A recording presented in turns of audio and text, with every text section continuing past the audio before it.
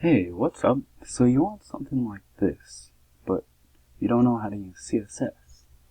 So there's an easy way in HTML. It's called the figure tag. Figure, right here. And it'll make all of your words go within this certain area. Now see, I would not recommend this. Okay.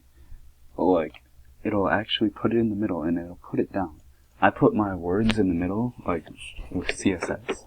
But like, here, let's just show what it would look like if I didn't have my CSS on right now. It would look like that.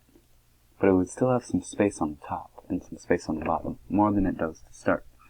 But like, let's say you put your lorem in there, because you watch my video and you know how to put lorem in there. It'll still make it go with some nice padding on each side. So this is just like a nice little thing. I would recommend learning margin, which you can learn off of one of my videos.